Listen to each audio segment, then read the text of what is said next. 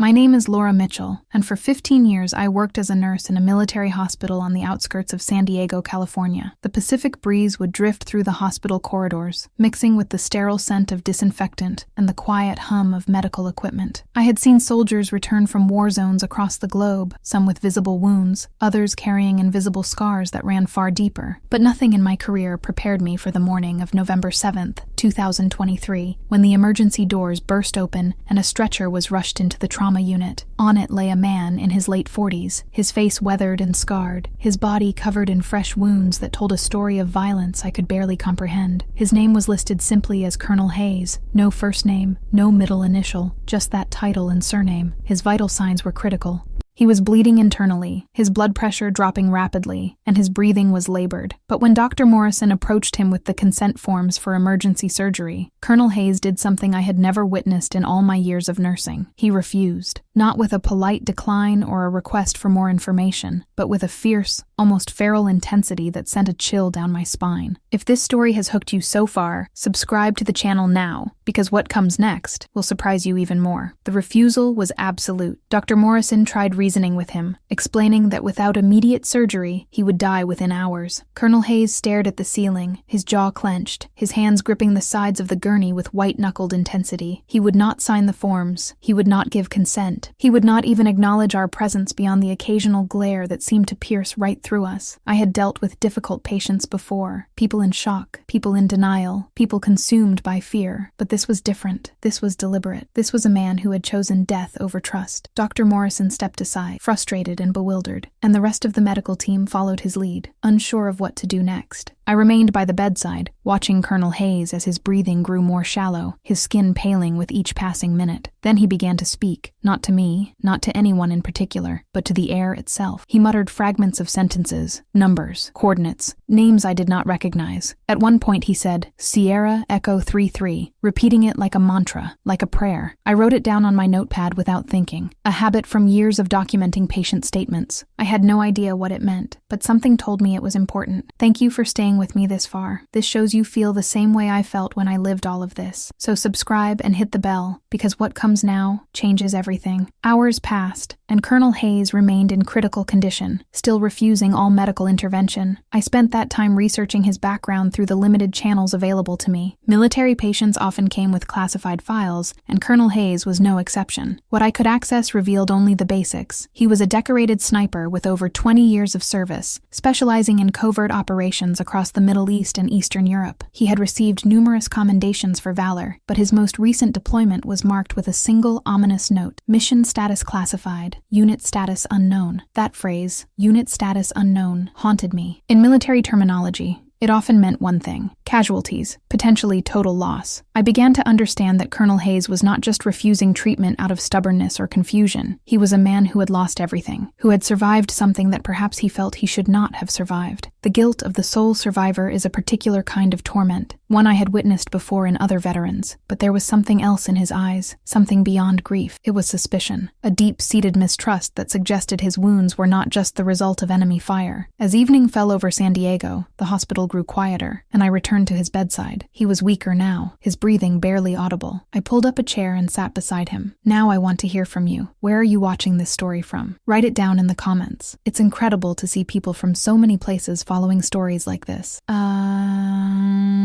I did not try to convince him to accept treatment. Instead, I simply sat there, listening to the rhythm of his labored breathing, the occasional beep of the monitors tracking his declining vitals. After a long silence, he spoke. His voice was barely a whisper, rough and strained. "They sold us out," he said. I leaned closer, unsure if I had heard him correctly. "Who sold you out?" I asked gently. He did not answer immediately. His eyes remained fixed on the ceiling, but I could see tears forming at the corners, threatening to spill over. "My unit," he finally said. "We were sent into a hellhole based on intelligence that was supposed to be solid, but it was a setup. They knew we were coming. They were waiting for us." His hands trembled as he spoke, and I reached out instinctively, placing my hand over his. He did not pull away. 11 men, he continued. 11 of the best soldiers I ever served with, gone in a matter of minutes. I should have died with them. I was supposed to die with them. I felt a lump forming in my throat. "But you survived," I said. "You made it out." He turned his head to look at me for the first time, and the pain in his eyes was overwhelming. "That is the problem," he said. "I made it out, and someone made sure the rest did not." Over the next few hours, Colonel Hayes drifted in and out of consciousness, his condition deteriorating rapidly. Each time he woke, he seemed more disoriented, more trapped in the memories of that fateful mission. He spoke in fragments, names of his fallen comrades, descriptions of the ambush, accusations against unnamed enemies. And then, in one of his clearer moments, he grabbed my wrist with surprising strength and pulled me close. "Sierra Echo 33, he whispered urgently. "If anyone asks, you do not know that code. You never heard it. Do you understand?" I nodded, though I did not understand at all. "Why?" I asked. "What does it mean?" He released my wrist and fell back against the pillow, exhausted. "It means someone in command wanted us dead," he said, "and they are still out there." I felt a chill run through me. This was beyond anything I had imagined. This was not just about a soldier refusing treatment. This was about betrayal at the highest levels, about a conspiracy that had cost 11 lives and was still threatening the one man who had survived to tell the tale. I knew then that I could not simply stand by and let him die. If there was even a chance that what he was saying was true, then I had a responsibility to help him, not just as a nurse, but as a human being who had stumbled into something much larger than myself. Mom, that night, after my shift ended, I did something I had never done before. I went home and began searching for information about Sierra Echo 33. I scoured military forums, news archives, declassified documents, anything that might give me a clue about what that code meant. It took hours, and I was about to give up when I found a reference buried deep in a forum dedicated to military whistleblowers. Sierra Echo 33 was mentioned in a post from 2 years earlier, written by someone claiming to be a former intelligence analyst. The post described a covert operation in Afghanistan that had gone catastrophically wrong, resulting in the deaths of an entire special operations unit. According to the post, the operation had been compromised from within. Someone with access to classified mission details had leaked the information to hostile forces, ensuring the team would be ambushed. The post also mentioned that the sole survivor of the mission had been discredited and silenced,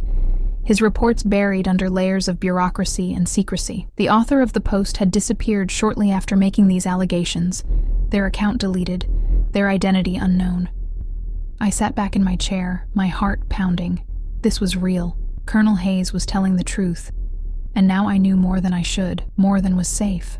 The next morning, I returned to the hospital with a new sense of purpose. I had to find a way to reach him, to let him know that I believed him, that I was willing to help. When I arrived at his bedside, Colonel Hayes was barely conscious. His skin was pale, almost translucent, and the monitors showed that his organs were beginning to fail. I had very little time. I leaned close to his ear and whispered, "Sierra Echo 33, I know what it means." His eyes snapped open, suddenly alert despite his weakened state. He stared at me with a mixture of shock and fear. "How?" he managed to say. "I did my research," I said quietly. "I know about the mission. I know about the betrayal, and I believe you." For the first time since he had arrived at the hospital, I saw something shift in his expression. The wall of mistrust began to crumble. "Why would you help me?" he asked, his voice breaking. "Because it is the right thing to do," I said simply. "Because you deserve to live, and because whoever did this to you and your unit needs to be held accountable." Tears streamed down his face, and he reached for my hand, gripping it tightly. "They will come for me," he said. "If I survive, if I talk, they will come for me, and they will come for you too." I nodded, understanding the risk, but unwilling to back down. "Then we need to be smart about this," I said. "But first, you need to let us save your life. Will you trust me?" He hesitated, the weight of years of betrayal and loss heavy on his shoulders. Then, slowly, he nodded. With Colonel Hayes' consent finally secured, Dr. Morrison and the surgical team moved quickly. The operation was long and complicated, but they managed to stabilize him. Over the following days, as he recovered in the intensive care unit, I stayed close, both as his nurse and as the one person he felt he could trust. During those quiet hours, he told me the full story. His unit had been sent on a mission to extract a high-value target from a compound in the mountains of Afghanistan. The intelligence had come from a source within the upper levels of military command, someone with access to real-time satellite imagery and communications intercepts. The mission was supposed to be straightforward. Get in, secure the target, get out. But from the moment they arrived, everything went wrong. The compound was heavily fortified, far beyond what the intelligence had suggested. As they breached the perimeter, they were met with coordinated fire from multiple positions. It was not a firefight, it was an execution. One by one, his teammates fell. Colonel Hayes survived only because he had been positioned as overwatch on a ridge overlooking the compound. From there, he watched helplessly as his brothers in arms were slaughtered. He managed to escape, but the guilt and the knowledge that someone had deliberately sent them into that trap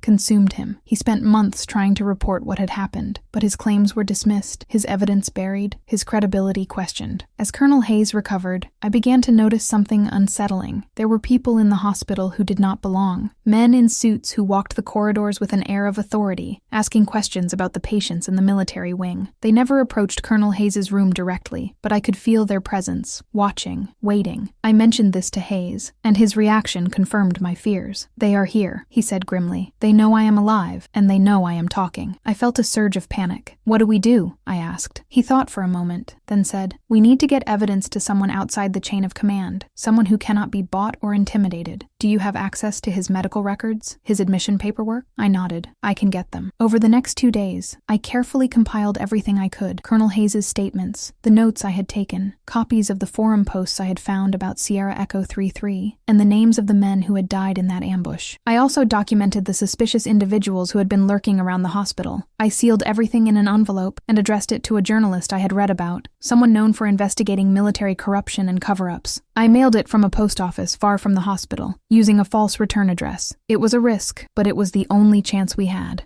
2 weeks later, the story broke. The journalist I had contacted published a detailed investigation into the Sierra Echo 33 mission, complete with testimony from Colonel Hayes and corroborating evidence from other sources who had been too afraid to come forward until now. The fallout was immediate. Several high-ranking officials were placed under investigation, and there were calls for a full inquiry into the circumstances surrounding the ambush. Colonel Hayes was finally vindicated, his name cleared, his story believed. As for me, I continued my work at the hospital, though I knew I would never look at my job the same way again. I had crossed a line, stepped out of my role as a caregiver, and into something far more dangerous, but I had no regrets. Colonel Hayes was alive because I had chosen to trust him, to believe him when no one else would. Before he was discharged, he came to find me one last time. "I do not know how to thank you," he said. I smiled. "You do not have to. Just live, Colonel. Live the life your brothers in arms did not get to live. That is thanks enough." He nodded, and for the first time since I had met him, I saw peace in his eyes. This experience taught me that sometimes being a nurse means more than treating wounds and administering medication. Sometimes it means standing up for what is right, even when it is terrifying, even when the cost is high. And if you stayed with me until this final moment, write the word loyalty in the comments to prove you heard the whole story, and to show that you understand the power of standing by someone when the world has turned against them.